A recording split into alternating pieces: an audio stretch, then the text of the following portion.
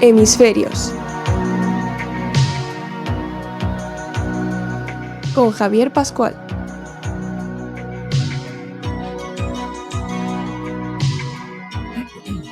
Buenas tardes, estimados seguidores del programa. Hace unos meses tuvimos el placer de tener en este programa a Darío Reques y a Juan Carlos Ramiro. En aquella ocasión hablamos de emprendimiento, de mentoring y de cómo la accesibilidad es una de las claves de la digitalización de nuestro mundo, además de un factor de diferenciación muy importante, clave para las empresas que deben de tener en cuenta. En aquella ocasión se quedaron bastantes temas interesantes en el tintero. De hecho, pedimos a nuestra audiencia, esto lo publicamos en LinkedIn y en nuestras redes sociales, que nos aportaran sus preguntas sobre estos temas. Pues bueno, tras recibir propuestas, lanzamos un nuevo programa con la intención de contestar a todas ellas y dar una vuelta de tuerca más a todos estos temas que son tan de actualidad. Gracias, queridos Darío y Juan Carlos, por volver al programa. Muy buenos días, Javier. Gracias a vosotros siempre. Muchas gracias, Javier y Darío, por acompañarnos. Pues si os parece, pasamos directamente a tratar esos temas que se quedaron un poco en el aire y que queremos rematar hoy. Vamos al lío, por Dios, que Muy la bien. gente tiene poco tiempo. Juan Carlos, tú que eres un especialista en temas de accesibilidad, una de las preguntas más interesantes para nuestros seguidores es la conexión entre accesibilidad e innovación y cómo aprovecharla. ¿Qué nos puedes decir al respecto? Pues te puedo decir que la innovación tiene que ir hoy en día y ya innecesariamente ligada a la accesibilidad. Nos movemos en lo que hemos denominado la sociedad de la información y la comunicación, es decir, tecnología pura y dura. Ya, de hecho, el otro día oía un comentarista, algo que me hizo mucha gracia, pero que refleja la realidad en la que nos movemos, que hoy en día los coches son de ordenadores con 4 ruedas.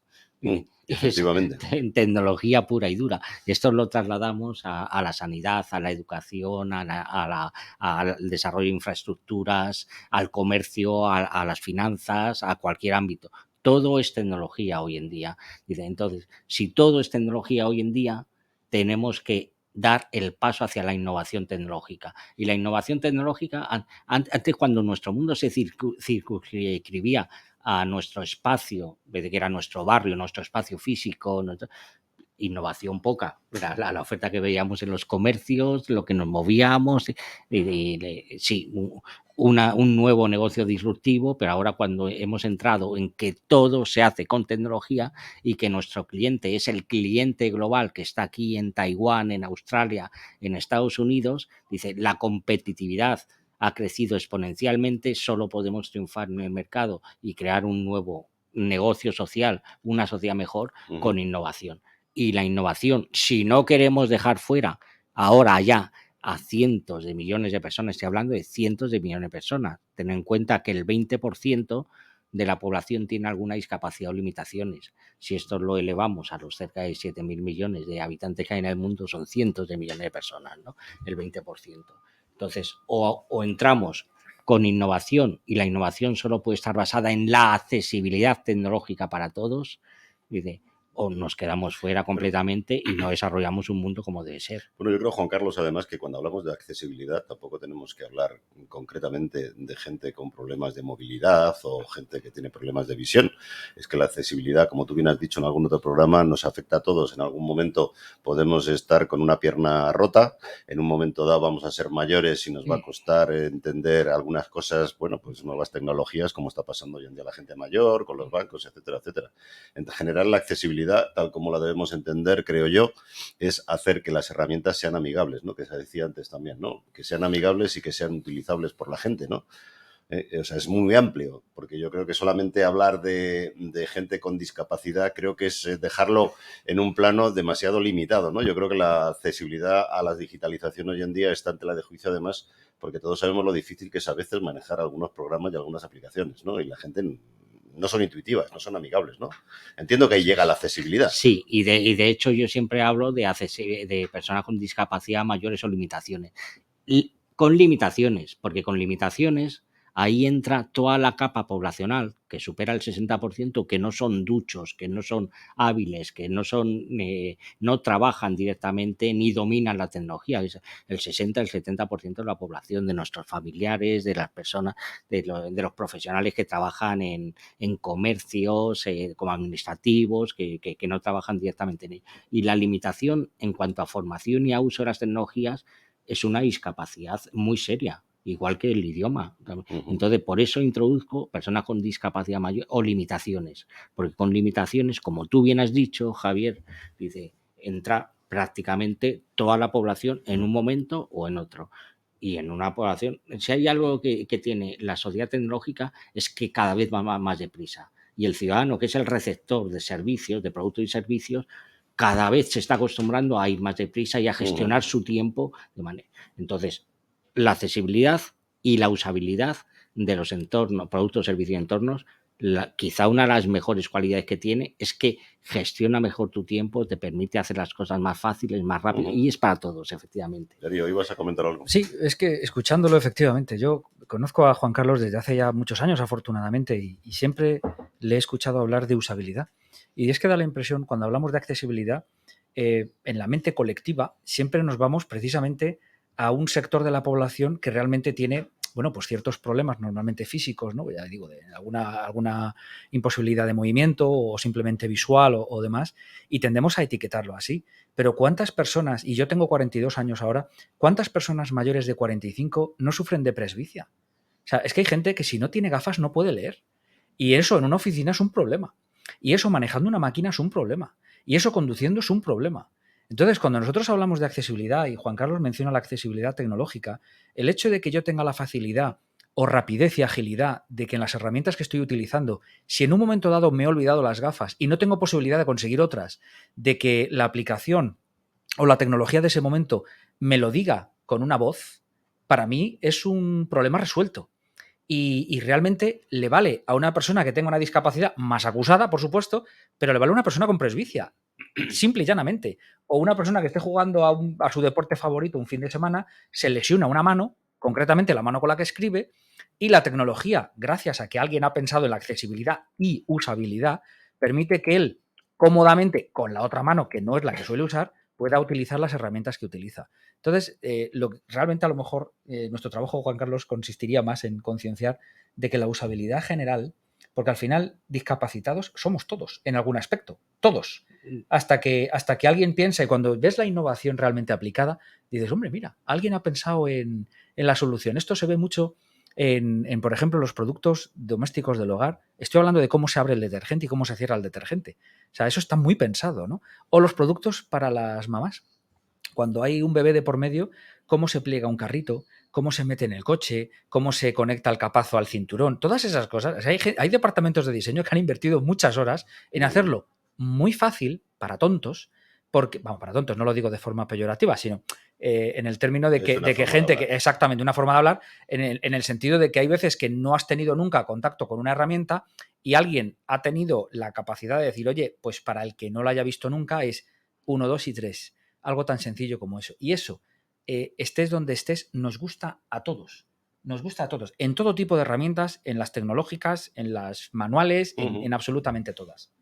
Bueno, iba a decir algo. Hay algunos a veces que tratan de que sean más difíciles para que ellos tengan la llave de cómo utilizarlas, pero bueno. Ese es otro tema. Podemos meternos ahí si quieres, pero... Ha ocurrido mucho en algunos colectivos, pero bueno, especialmente en los informáticos, pero bueno, vamos a dejarlo ahí. Bien.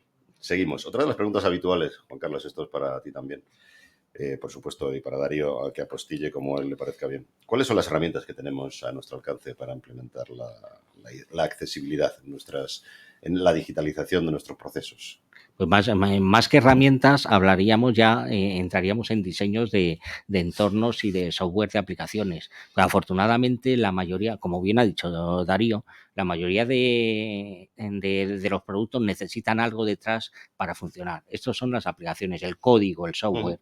Y afortunadamente llevamos años hacia una tendencia, primero, de omnicanalidad, que todo podemos utilizarlo prácticamente en cualquier sitio y de cualquier forma. Pero aparte, prácticamente cualquier producto hoy en día, empezando por nuestro smartphone, lo podemos adaptar a nuestras necesidades de manejo. Es decir, podemos utilizar nuestro smartphone, prácticamente cualquier smartphone de gama media, bien con la voz, bien con el teclado, bien con los gestos, con la mirada. Incluso hay teléfonos ya no de última generación, ya lo incorporan desde hace 4 o 5 años, que personas con escasa movilidad o personas mayores o personas que están encamadas, pues se ha roto un brazo, como bien decía Darío, lo puede manejar con la vista, y son en desarrollos que vienen ya de serie en los productos que compramos y son enormemente desconocidos, que ese yo creo que es la mayor brecha digital que tenemos en nuestra sociedad. No se que aprovecha tenemos, lo que ya está implementado. porque se desconoce. Y yo Ujú. siempre lo digo con cariño, a Darío le conozco desde hace muchos años.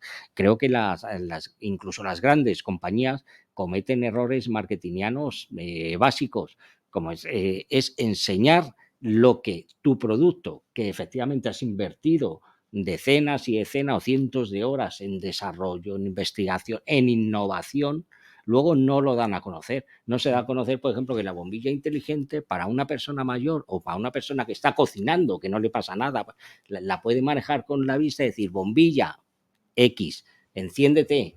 Dice: bombilla X, apágate. Y esto le sirve tanto a una persona que va en silla de ruedas, a una persona que está escayolada, o a alguien que está cocinando en su casa y tiene las manos ocupadas y necesita o al altavoz inteligente. Dice: altavoz X, por no decir marcas. Dice: dile a mi niño que venga. Dice que no le estoy viendo y que pueda tener eso. Todo eso es usabilidad. Hay decenas de horas de innovación detrás. Dice: entonces, lo mejor de la tecnología, efectivamente, es que la puedes utilizar adaptada a tus capacidades cada vez más. Que te falla una capacidad funcional es que en ese momento no puedes utilizar lo que todos tenemos, o bien las manos, o bien las piernas, o bien la cabeza, porque estás en otra haciendo una vídeo. Podemos utilizar la tecnología de forma multifuncional, multiplataforma, multifuncional y cada vez más adaptativa a tus necesidades, no solo de discapacidad, adaptativas a tus necesidades en ese momento. Puedo deciros que, bueno, yo el tema de la electrónica hace muchos años que ha sido mi preferido y claro, empecé enseguida en internet, en tener correo electrónico, en tener casa domótica, en poner la calefacción a distancia, con métodos más rudimentarios. Evidentemente ahora con los asistentes estos que tenemos en casa, como tú has dicho, sin nombrar ninguno de ellos, las cosas son espectaculares, ¿no? Yo la verdad es que me estoy haciendo adicto a apagar y encender las luces con la voz, pero adicto. O sea, creo que dentro de poco me va a costar, no tengo todas las lámparas, evidentemente, tengo algunas, pero las que tengo con voz, evidentemente es que no le doy al interruptor. Es una maravilla, porque al final es muchísimo más cómodo. Y os puedo contar, esto es importante también, la labor que puede hacer un asistente personal, vamos a llamarle asistente personal. Evidentemente esto hay que tener cuidado, porque se pueden convertir casi en personas, ¿no? Pero os puedo decir de un caso muy concreto próximo a mí, de una persona con problemas serios, tiene su vida normal, pero bueno, problemas psiquiátricos, ¿no? Y se ha convertido en una compañía espectacular. Es una persona que, bueno, tratamos el tema de ordenador, evidentemente, del ordenador personal, porque bueno, le gusta mucho la cultura, etcétera, etcétera, ¿no? Pero claro, el ordenador personal era complejo, que el ratón cómo se mueve, que el otro no se mueve, aparte que es más peligroso porque, claro, la entrada a contenidos en internet es brutal, puedes encontrar de todo. Pero con el asistente personal, os puedo decir que desde el punto de vista terapéutico, para personas mayores, para personas con problemas de integración, problemas psiquiátricos, etcétera, etcétera, yo personalmente he visto unos resultados espectaculares. Y es que, espectaculares porque además hace compañía, contesta, trata con educación. Bueno, es curioso. También tengo que decir que a mí me preocupa. Desde cierto punto de vista te puede llegar a preocupar, ¿no? Hasta dónde podemos estar entrando en suplantar personalidades reales, ¿no? Pero bueno, mientras que desde el punto de vista terapéutico sea razonable y no pasemos ese límite, hay parece mucha increíble. Polémica. Al final todo lo podemos utilizar de la forma correcta o de la forma incorrecta. En principio tenemos una serie de herramientas. Es curioso porque escuchándoos hablar, lo digo muchas veces, estamos en un momento bastante curioso de la historia. Y digo curioso porque estamos en un momento en el que ya existen más soluciones que problemas. El asunto está en que esas soluciones realmente, muchas de ellas, muchísimas de ellas, no están llegando al usuario. Porque hay tantas y nadie, que es por eso por lo que AISTE hace un gran trabajo. O sea, una consultora en este caso que sea capaz de reunirte todas las soluciones que hay en el mercado para un tipo de situación, un tipo de empresa o un tipo de necesidad en un edificio, en una infraestructura, no es nada fácil. O sea, porque como bien decías antes, Javier, buscar en Internet, pues hombre, cuando es fácil y te sale en la primera página de Google, en el tercer enlace, correcto. Pero hay cosas que son mucho más complejas y muchas de esas soluciones no son de empresas, podríamos decir, tipo IBM, ¿no? Que la veas enseguida. Pero hay un abanico de soluciones impresionante. Quizá ahora una de las labores más, no sé, poco gratas, pero muy necesarias, es precisamente la cultura. Es decir, hacer que la gente tenga una cultura más amplia en lo que se refiere a las soluciones que ya existen en accesibilidad. Pero si miramos un teléfono móvil, al final la mayor parte de la gente tampoco está familiarizada con más de la mitad de las aplicaciones que tiene. Es decir, que un teléfono puede hacer muchísimo más de lo que hace y realmente los usamos a un nivel de ¿qué? De un 20, un 30%, ¿no? Y ese es un reto que tenemos por delante. Es un reto bonito, pero es un reto. O sea, el hecho de que la gente vaya tomando conciencia de lo que ya hay y poderlo implantar. Y cuando no se sabe, pues contar como profesionales como Juan Carlos, como AISTE, que son pues de los pocos, por no decirte el único que hay, que es capaz de aglutinarte toda la tecnología disponible y ponerla al servicio, bien sea en este caso de una empresa, bien sea de un centro educativo, de un simple edificio público, ¿no? En el cual, ya digo, hay ciertas tecnologías, desde los beacons hasta la tecnología de Navilense en el transporte público o cualquiera de ellas. Pero claro, alguien tiene que dotarlo de un sentido. Es como un arquitecto cuando diseña un edificio, ¿no? ¿Quién dota de sentido y de orientación a todo lo que es un proyecto? Pues no sé por qué todavía en ciertas universidades no se toma esto ya como una asignatura pues casi obligatoria, me atrevería a decir, porque es que no se está haciendo. Y debería hacerse porque las soluciones, lo más sangrante de todo, lo más doloroso, es que ya existen. No hay que inventarlas. Me gusta eso que has dicho, y es cierto, ¿eh? Hay muchas más soluciones que problemas. Esa es mi opinión. Yo, a mí probablemente me lo hayáis oído comentar otras veces. Hoy en día es cierto que no está todo resuelto, pero hoy en día prácticamente existe una solución a cada problema. Es que lo has dicho, lo has clavado, Darío. El gran problema es el desconocimiento. Y tú has dicho, Javier, hay algo muy importante y muchas veces hace 2 siglos que nos debatimos en el dilema entre qué es mejor, la libertad o la seguridad. Pues para una persona que tiene una necesidad, te aseguro, que o la privacidad en este caso, que tanto se debate, para una persona que tiene necesidades de movilidad, y estoy diciendo una persona de necesidades de movilidad, estoy pensando alguien que está cocinando en casa, por ejemplo, o haciendo algo que no puede soltar.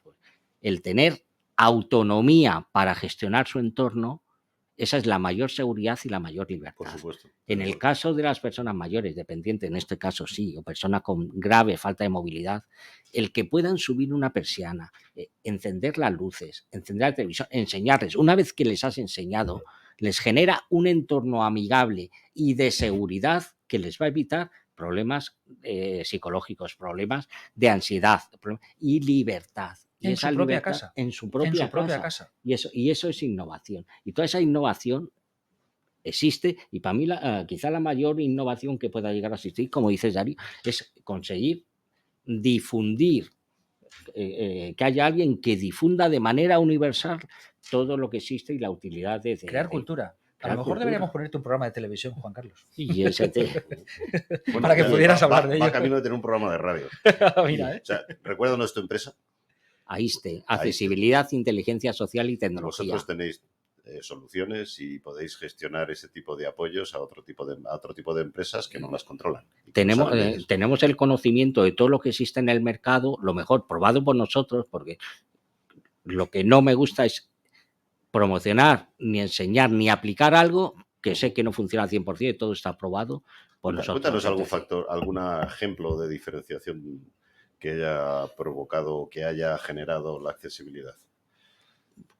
Autonomía. En lo que acabamos de hacer en la Universidad Francisco de Vitoria, que es el concepto que os he comentado otras veces, espacio integrado inteligente. Un espacio integrado inteligente es dotar de autonomía a cualquier persona con independencia de sus capacidades, es decir, capacidades funcionales, pues sí, lingüísticas, formativas, del entorno, es decir, cualquier limitación del tipo que sea, funcional o de otro tipo, gracias a tecnologías, dice, que existen, que son relativamente asequibles o muy asequibles, permiten una autonomía completa a cualquier ciudadano, a cualquier guiados inteligentes con etiquetas hechas inteligentes en España, sistemas de iluminaciones automáticas que permiten adaptarse a tu entorno, que tú entres en un restaurante y puedas acceder a la información de ese restaurante y a la carta de forma autónoma, porque te lo dice en lenguaje fácil, en multidiomas, en 25 idiomas, en lengua de signos, en forma de subtitulado, etcétera. Es decir, que estés donde estés en un entorno, gracias a productos tecnológicos que ya existen, puedas ser autónomo. Que quiero ir de este punto al otro. Ya puedo ser una persona ciega, una persona de silla de ruedas, una persona que no me pasa nada y desconozco el entorno, pero voy a tener esa aplicación en mi móvil totalmente gratuitas, evidentemente, para ser lo más autónomo posible. Yo, sí, como ejemplo práctico, fíjate, cuando veo a Juan Carlos, fijaros en Stephen Hawking, ¿no? Una de las mentes más brillantes del siglo XX, con esclerosis múltiple lateral, que es la que tenía y es de la que finalmente falleció. Si en este caso no le hubieran proporcionado la tecnología que le permitía comunicarse con el exterior, porque perdió la capacidad de hablar a una edad temprana, fijaros la de estudios científicos que habríamos perdido, o sea, que no contaríamos con ellos, sencillamente porque teníamos a una mente brillante encerrada, en este caso en un cuerpo, pues desgraciadamente enfermo, ¿no? Pero hubo una serie de tecnologías que se pusieron a su disposición que ya existían en los años 70. O sea, que estamos hablando de algo que no es de antes de ayer. Y además Stephen Hawking hizo algo muy importante, que es no solo, por supuesto, dedicar su vida a la ciencia y las aportaciones que hizo, sino abrirle la puerta a otras muchas mentes que en este caso, por circunstancias, pues sufrían el mismo problema y ahora tenían a su disposición una tecnología que les permitía comunicarse con sus iguales y aportar lo que tienen. Tú imagínate que el que realmente cure el cáncer para siempre es una persona que no puede hablar. Es una persona que tiene algún tipo de discapacidad y que lo único que necesita son dos tecnologías que, por cierto, ya existen para que él pueda realmente hacer esa aportación. Entonces, por eso mencionaba antes que la labor cultural es muy importante, porque es que estamos muchas veces apartando a personas que pueden tener la clave del siglo XXI en términos de, pues, se me ocurre, ¿no? Por ejemplo, curar el cáncer o una cura para el cáncer ya definitiva u otras enfermedades, ¿no? degenerativas, por ejemplo. Y realmente esas soluciones ya existen. Entonces, ejemplos, fíjate si Stephen Hawking hace tiempo que utilizaba, ¿no? Su famosa silla con el ordenador y su locutor virtual, ¿no? Por así decirlo. Yo creo que ese es un excelente ejemplo, pero sobre todo es el camino que ha abierto y cómo otras muchas personas con esa discapacidad se están aprovechando de esa tecnología, que cada vez va a más, por supuesto, pero ya depende de nosotros el utilizarla, ¿no? Entonces, era por mencionar el ejemplo de Stephen Hawking. Un magnífico ejemplo. Pues si os parece, pasamos a publicidad y seguimos después hablando de accesibilidad e innovación. ¿Vale? Estupendo. Decisión Radio, la radio sin complejos. ¿Quieres hacer despegar tu negocio? Nosotros sabemos cómo hacerte llegar a lo más alto. Confía en PZT, agencia líder en España en marketing, comunicación y posicionamiento en Internet, porque tú ya has decidido. pzt.es. Highest Consultores, la primera consultora estratégica especializada en mejorar la gestión, planificación y organización de empresas. ¿Preparado para llegar a la cumbre? Te acompañamos. Todo en www.highestconsultores.com.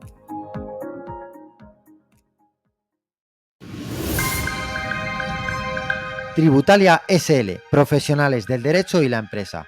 Somos un importante despacho de abogados y economistas con amplia trayectoria profesional. Especialistas en derecho mercantil, civil, laboral y asesoramiento tributario. Nos avalan más de 25 años de experiencia asesorando y solucionando problemas a empresas y a particulares. Tributalia SL, profesionales del derecho y la empresa. Estamos en Madrid, calle Joaquín María López, número 44. Llámenos y compruebe cómo podemos ayudarle en el teléfono 91 549 7849. Tributalia.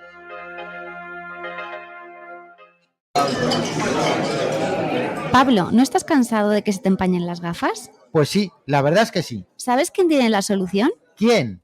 Gafas Policía, y es que fabrica lentes GP Pro con tecnología antibao ideales para llevar mascarilla y que no se te empañen, disponibles en modelos exclusivos para Guardia Civil, Policía Nacional, Policía Local, Legión y también con su propia marca Gafas Policía. Además, son los primeros en fabricar gafas personalizadas con la uniformidad de cada cuerpo y sobre todo cumplen con todas las calidades. Aptas para todos los públicos, puedes comprarlas aunque no seas policía o militar. Entra ya en gafaspolicia.com y descubre todos sus modelos. Si buscas dónde hacer el mantenimiento del cambio automático, es en Automatic. Entra en automatic.es. Realizamos el mantenimiento del cambio automático con calidad, rapidez y seguridad. Ven a Automatic Express y sentirás tu cambio como el primer día. Automatic.es. El mantenimiento de tu cambio automático en un express. Automatic.es. Escúchanos en Madrid en el 102.1.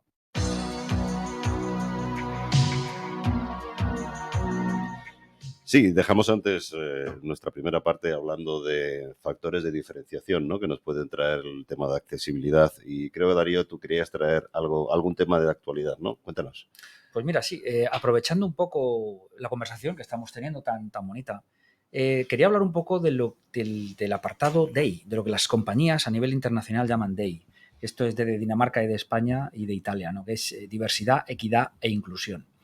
Resulta que lo que las grandes corporaciones vieron o fueron conscientes en los 90, le dieron cierta importancia en los 2000. En el 2010 ya se convirtió en un elemento importante a tener en cuenta.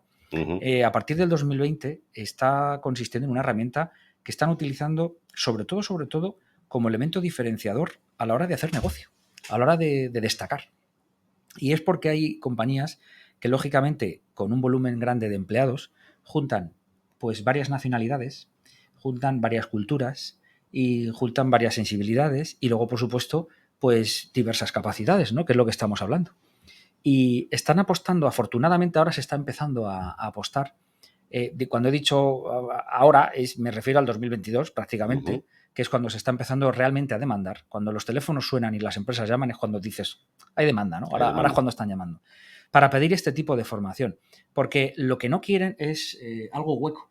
Por ejemplo, yo la semana pasada cuando estuve en Maker Futures, que es una empresa que está apostando muy fuerte por esto, una de las claves que nos dieron los directivos con los que estábamos trabajando, que hicieron un módulo de formación de diversidad, equidad e inclusión, fue precisamente que la teoría se la saben ya, lo que quieren es práctica. Aplicabilidad. Es aplicabilidad. ¿Por qué? Pues esto, y como siempre, IBM aquí ha jugado un papel bastante importante.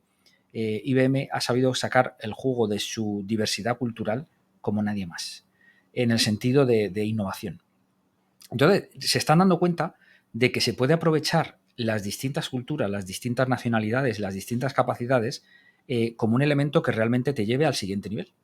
Claro, eso lleva su proceso y no es algo precisamente sencillo, por eso hace falta tanta formación.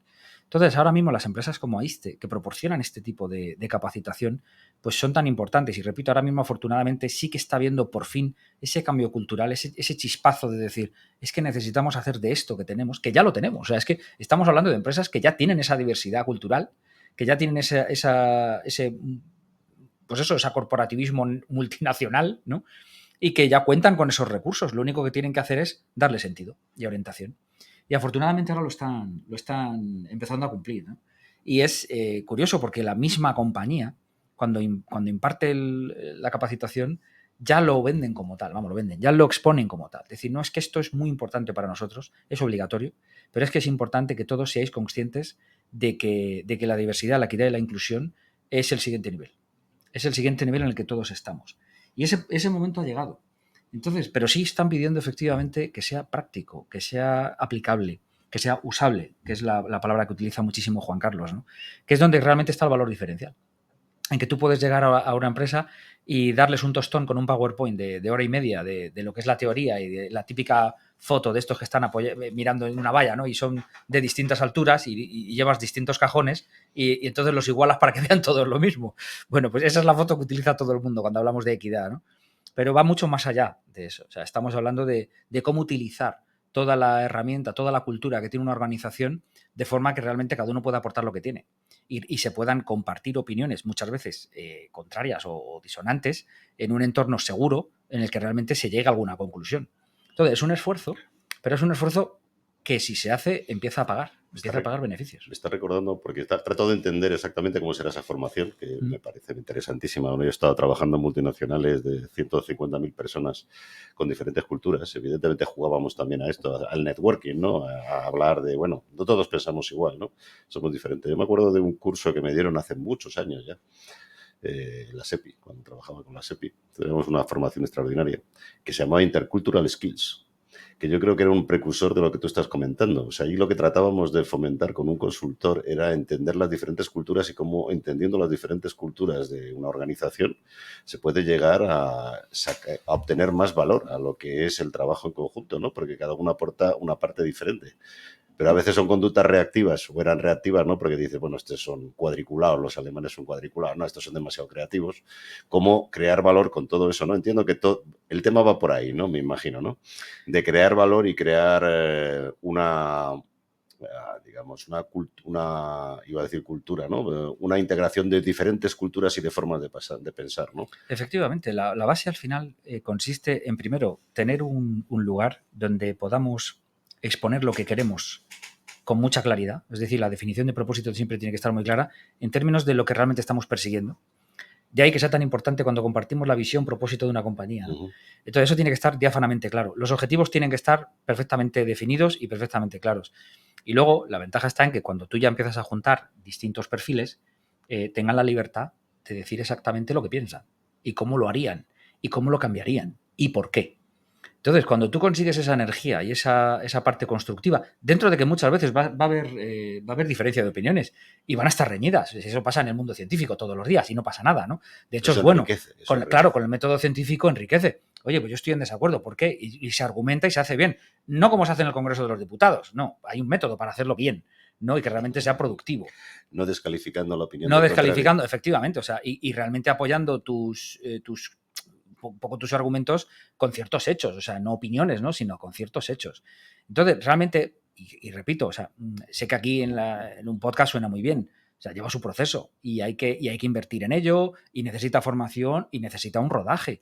Para eso necesitamos empresas como Aiste, ¿no? Pero lo bueno de ello es que, joder, por fin se han dado cuenta. O sea, quiero decir que si el recurso más importante, que al final es la gente, si ya le tienes. Entonces, si ya le tenemos, porque tenemos una empresa que afortunadamente cuenta con ese bagaje cultural y esa diversidad, lo único que tenemos que hacer es que haya equidad y que haya inclusión. Ya está. Y eso es que lo incluye y lo abarca todo, absolutamente todo. Pero necesitamos cultura. Es que esto me parece fascinante, importantísimo lo que estáis diciendo, lo que está diciendo, porque esto estás hablando de inclusión, que es integración de conocimiento, en definitiva.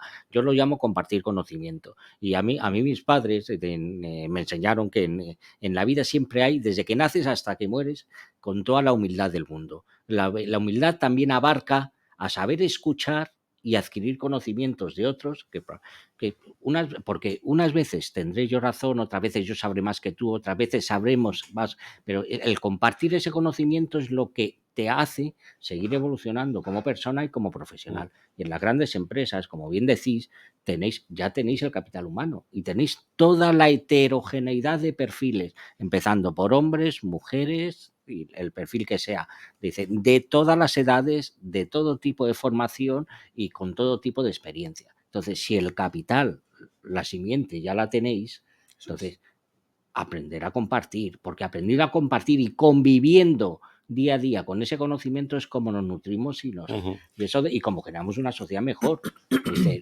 Y como aprendes a crear una sociedad mucho más usable y mucho más accesible para todos, conviviendo y compartiendo con toda humildad ese conocimiento. Sí, es gracioso.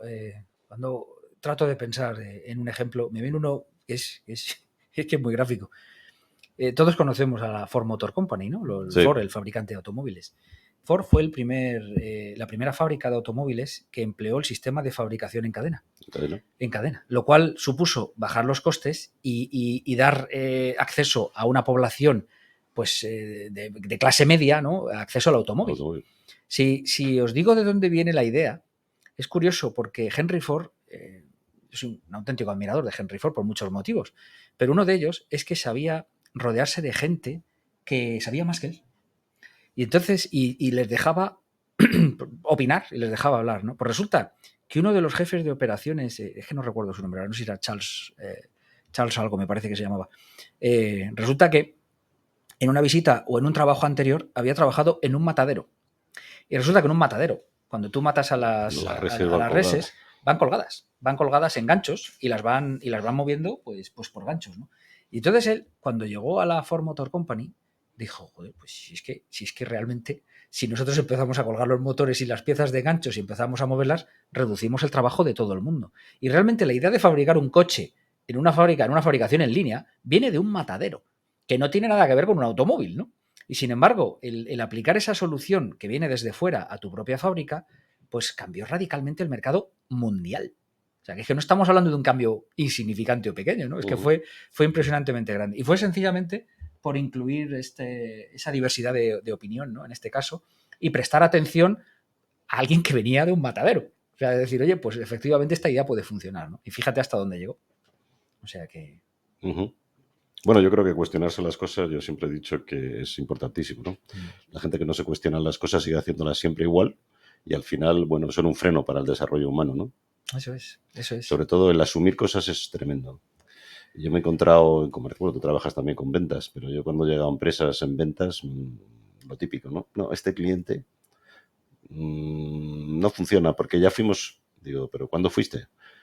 No, fue hace 1 año y medio, digo, ¿ya has vuelto? Digo, lo mismo ya no está el que estaba, lo mismo ha cambiado.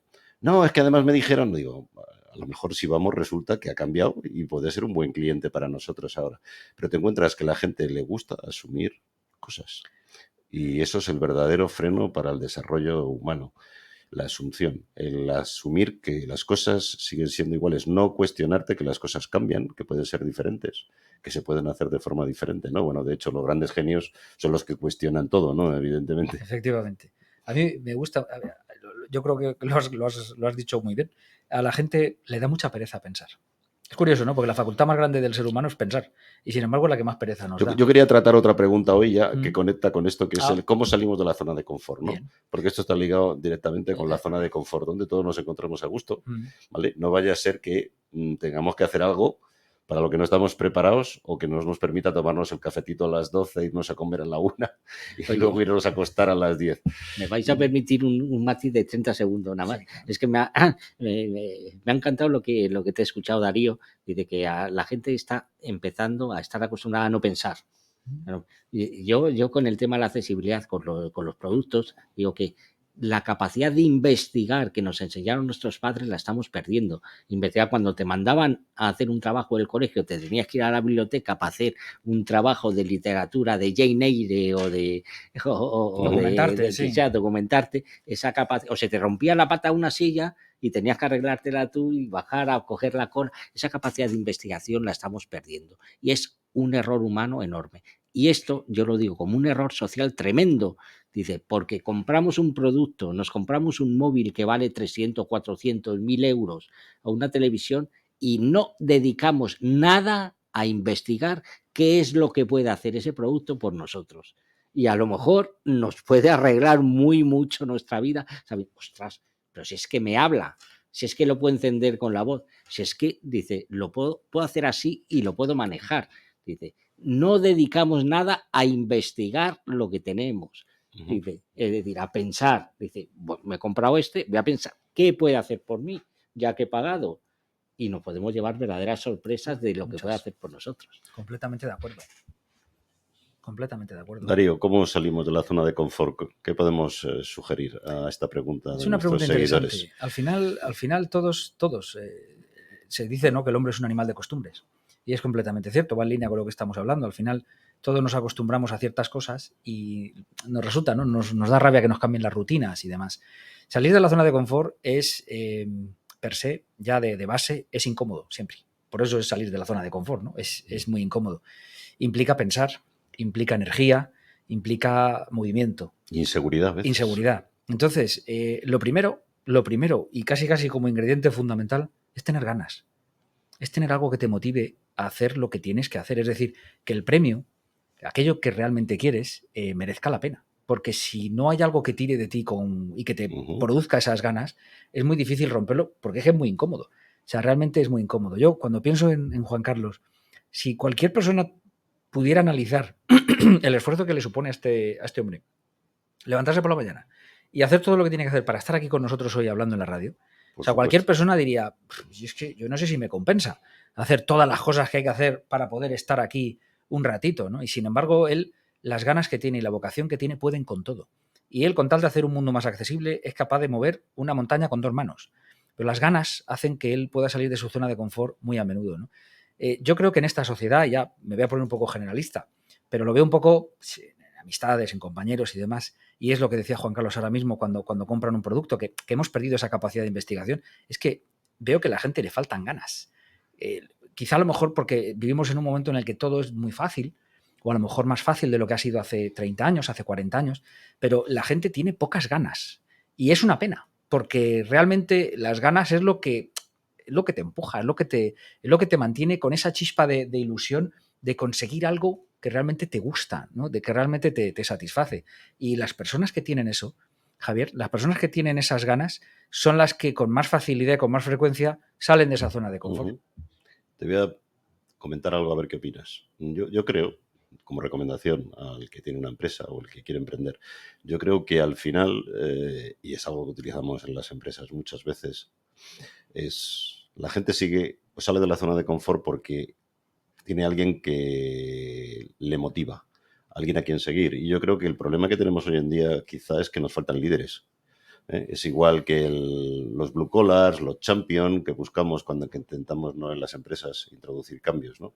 Yo creo que al final se trata de que siempre hay gente que es capaz de guiar y de liderar a los demás. Ha ocurrido durante toda la historia de la humanidad y hace que los otros, los que están menos capacitados para enfrentarse a esa inseguridad, se sientan seguros de cambiar, ¿no? Pero yo creo que esto está en crisis, ¿no? ¿No piensas tú que está en crisis? Yo creo que hay poco liderazgo, hay mucha tecnocracia, mucho PowerPoint, pero Sí, gente con sí. visión que es capaz de explicar las cosas en 2 minutos y que los demás le sigan, yo no veo muchas. No sé qué opinas tú. Yo creo que culturalmente, actualmente, ya podríamos entrar aquí ya en un debate de otra índole, pero culturalmente hoy estamos viviendo con un mensaje que realmente le hace flaco favor a la sociedad, y es como que el trabajo es malo. Si hay algo que dignifica a la persona es trabajar. Lógicamente, trabajar en unas circunstancias dignas, donde te gusta, en fin, el Y que te trabajo guste, sobre bueno, todo. sobre todo, ¿no? No estés mirando el reloj a ver Pero a qué hora me claro, voy. pero el O acabo. trabajo es una de las cosas vitales y más importantes que podemos tener. Entonces, si la cultura general va en contra del trabajo, le estamos sustrayendo a la gente una de los ingredientes básicos para conseguir, bueno, pues las metas y aquellas cumplir o cubrir esas pasiones que tenemos, ¿no? Y desgraciadamente estamos en una cultura en la que parece que es que trabajar es malo. Parece que es que cuanto menos horas trabajas, mejor. Cuanto más tiempo libre, bueno, pues sí está muy bien el tiempo libre, por supuesto, y tener hobbies y hay tiempo para todo, ¿no? Pero el trabajo es fundamental. Y si vamos en contra de la idea de trabajar y de poder aportar nuestro granito de arena y de nuestro desarrollo en el trabajo, al final estamos restando a la gente, ya digo, una posibilidad, una iniciativa interna que realmente va en contra de la sociedad propiamente dicha. Y eso tiene mucho que ver con las pocas ganas que hay de que la gente haga cosas. En mi opinión, ya digo, y podríamos entrar en un debate de una índole diferente, pero creo que debemos fomentar más el espíritu de trabajo. Antes, cuando hablamos de 30, 40, 50 años, la palabra pluriempleo se utilizaba de forma cotidiana. La gente Así creció España en los 60. La gente hacía lo que tenía que hacer, trabajando para sacar a su familia adelante. Yo no digo, oye, es que el pluriempleo era bueno. Oye, cada uno hacía lo que tenía que hacer, lógicamente. Pero el trabajo... Pues ¿sabes lo que pasa? Que la gente entonces disfrutaba más trabajando. A lo mejor trabajaban demasiadas horas porque además no le rendían demasiado bien, pero bueno, las horas que echaban las hacían con una sonrisa. Con una sonrisa. O muchos de ellos, por lo menos. Entonces, el valor del trabajo yo creo que tenemos que recuperarle, sí o sí, si realmente queremos tener una sociedad, pues ese llamado estado del bienestar que disfrutamos todos, se va al traste si no hay trabajo. Así de sencillo, ¿eh? Entonces, tenemos que fomentar que el trabajo es algo bueno, no es algo a lo que uno está obligado porque, en fin, es que el trabajo es algo bueno, es lo que realmente te permite hacer lo que quieres hacer todos los días, ¿no? Al nivel lógicamente, que puedas desarrollarlo. ¿Creéis que las facilidades que las empresas, bueno, yo creo que las empresas, salvo algunas que abusan de la gente, pero cada vez son más las empresas que tienen en cuenta todos estos, ¿no?, aditamentos al trabajo, como son horas libres, vacaciones, tiempo para hacer teletrabajo, etcétera, etcétera? Yo creo que cada vez se cuida, ¿no? Se tiende a cuidar más a los empleados, ¿no? ¿Esto está funcionando? Porque yo creo que la gente, a pesar de eso, como tú dices, sigue teniendo poco amor por el trabajo, ¿no? Se ve más como una exigencia, se da como algo hecho, ¿no? Hoy en día la gente, hay muchos que ya no quieren trabajar si no le dan teletrabajo 4 días a la semana. No sé, creo que esto no está funcionando del todo, ¿no? Como debería, ¿no? Yo insisto un poco en el mensaje, ¿no? Cuando la cultura general va un poco en contra del trabajo, pues al final lo sufrimos todos y las empresas se están encontrando pues con un problema grande y es gente desmotivada, pero que es muy difícil de motivar porque no depende del empresario motivar a esa gente. A veces sí, lógicamente, ¿no? O sea, dentro de la empresa nosotros tenemos herramientas y mecanismos para motivar a la gente, pero muchas veces estás luchando contra una cultura mainstream que realmente es muy difícil.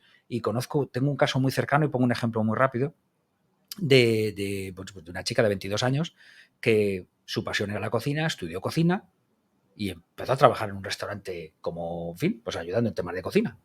Hizo las prácticas, se colocó en un restaurante cuyos resultados era una estrella Michelin, o sea que era un restaurante bueno aquí en Madrid.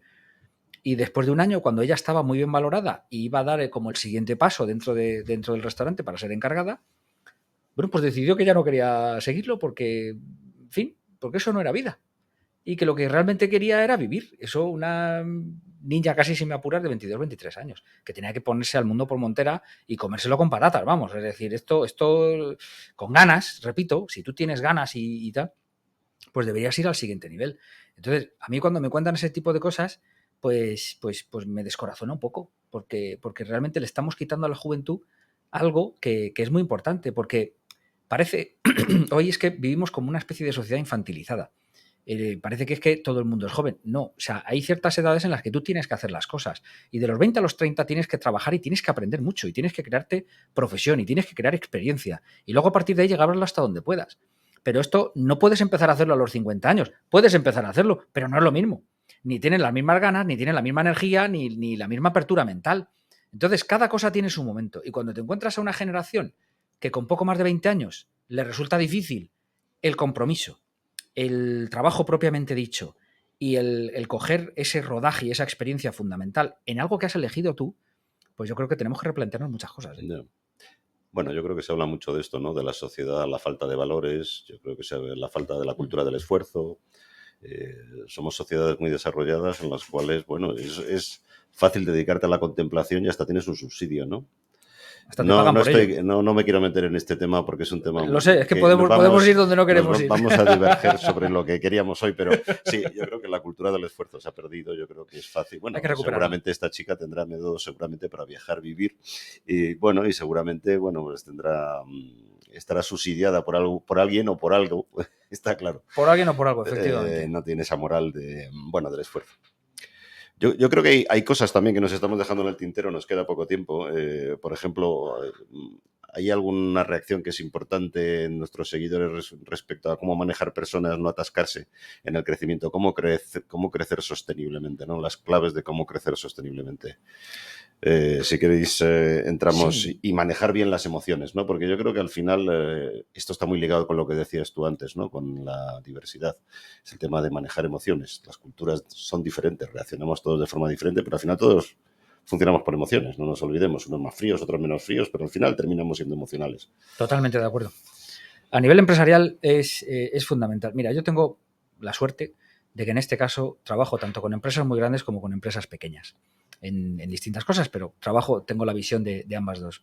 Y puedo decirte que cuando trabajas en una corporación, dentro de que luego sean lentas tomando decisiones, haciendo lo que sea, siempre hay un propósito y una visión y una sensación de crecimiento que acompaña a la corporación siempre.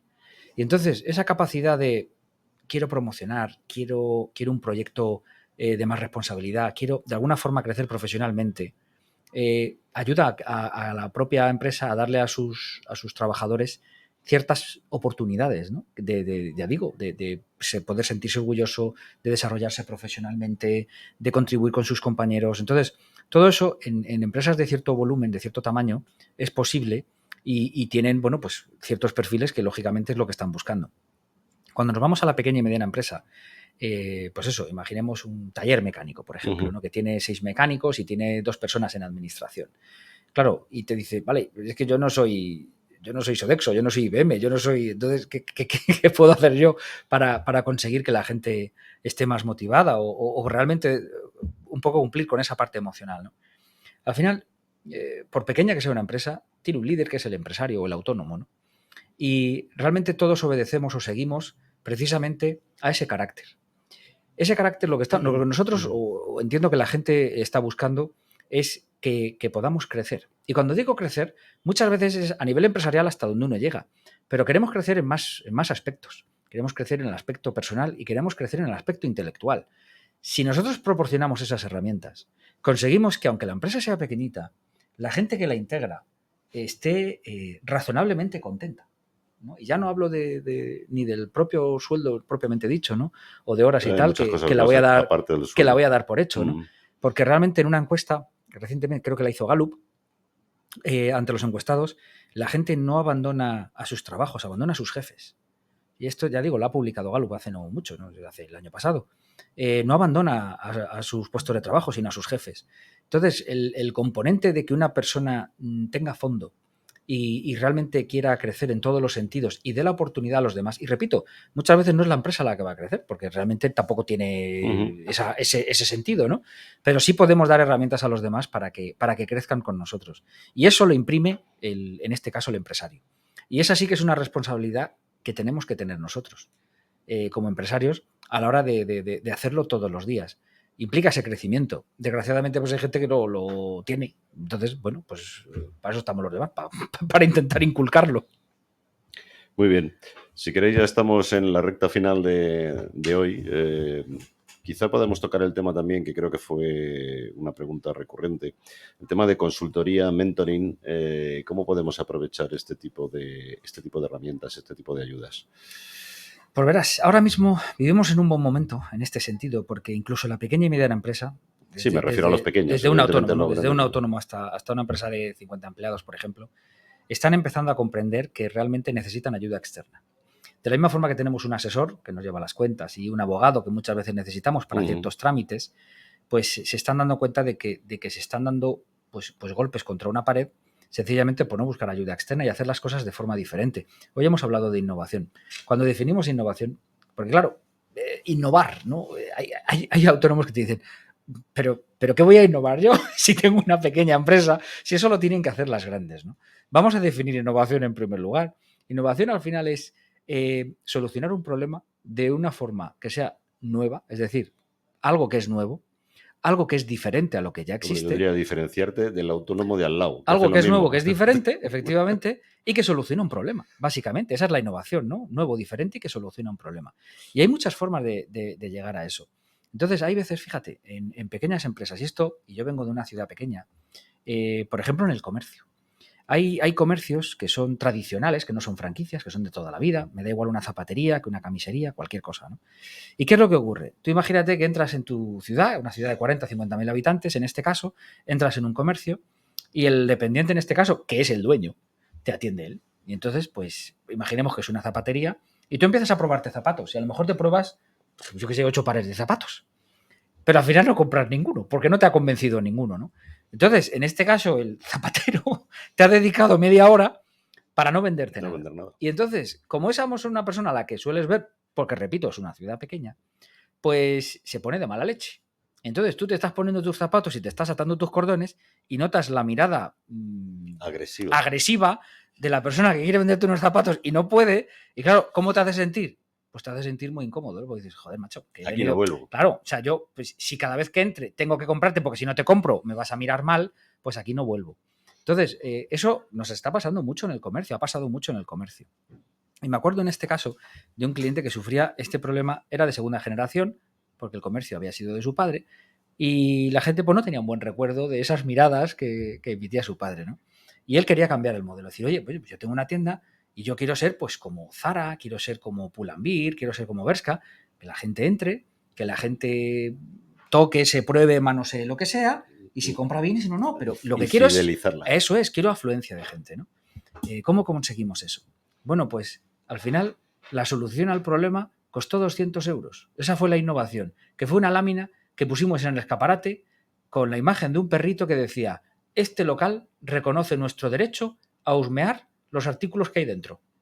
Es decir, entra, mira lo que te da la gana, Y si no compra compras, si quieres comprar y si no, no pasa nada, ¿no? Fue factor diferencial Entonces, respecto a la competencia. fue un factor diferencial. Ujú. Entonces, ¿y qué costó? Pues 200 euros, que es poner una lámina en una ventana, nada más, ¿no? Eso es innovación, básicamente. Entonces, lo que es importante ahora mismo en el pequeño y mediano negocio, ¿no? En las empresas pequeñas y medianas, es que tengan en cuenta que las soluciones a ciertos problemas muchas veces no son caras. Pero el hecho, como decía Juan Carlos al principio de la entrevista, el hecho de que tú estés dentro de tu mundo y de tu día a día, de tu rutina, hace que indefectiblemente haya cosas que no veas. Porque es normal, porque tú estás en una rueda en la que te resulta difícil. Y cuando viene alguien de fuera, lo ves realmente rápido. ¿Sabes? Ese es un poco el factor Muy diferencial de una buena consultoría, un buen mentoring. Yo creo que la mayor innovación es saber aprender, y vuelvo a decir, con toda humildad, de que el conocimiento no nos pertenece. El conocimiento es global y de toda la sociedad. Entonces todos tenemos y todos podemos aportar algo, y con toda humildad lo podemos coger, aquello que nos permite cambiar para bien y cambiar a nuestro entorno para bien. Muy bien, muchas gracias a los dos. Se nos ha pasado el tiempo volando otra Pues vez. que se pasa volando, es que es un placer. Entonces, os emplazo para dentro de unas semanas volver a seguir con el tema. Creo que nos han quedado temas interesantes. Fenomenal. Y muchas gracias a los dos, Darío, Juan Carlos. Como siempre, bienvenidos al programa y muchas gracias por vuestra colaboración. Un placer, Javier. Muchísimas gracias. Gracias.